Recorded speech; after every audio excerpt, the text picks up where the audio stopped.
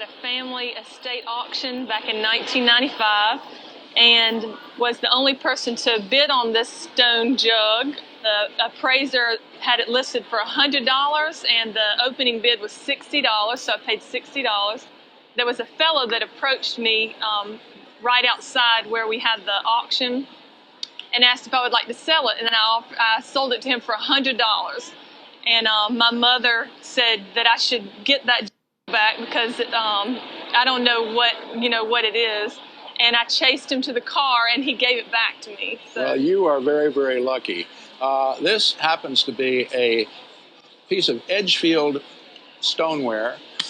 It is ash glazed, and glazed, which is something that is typical of this area. Now, what is this little thing around here? This string was just inside, and it's got the cork. I don't know. Well, it has really nothing to do with this pot, which I will turn around here to see some of the writing on it and turn it on its side, because what it says is LM says this handle will crack. LM stands for Lewis Miles. And this is a fantastic piece of stoneware made by a slave named Dave. They call him Dave the Slave amongst the collectors.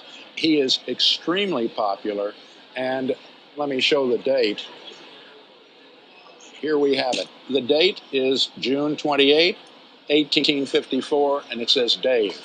Dave worked for a number of potters in Edgefield and chandlers, and for Lewis Miles, whose initials are on this pot. He was one of a number of slaves who worked for those Edgefield potters. And obviously their wares were sold by Miles for profit.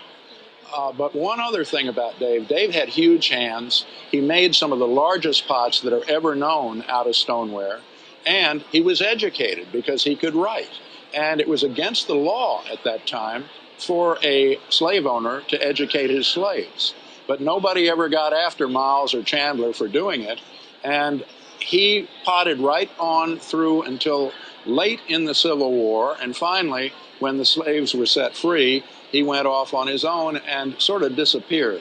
I love the form, the handle. It's got a little chunk here out of the spout of it, but it doesn't make any difference. At auction several years ago, one of Dave's pots about this particular size and with this similar date took $4,500. Okay. What do you think of that?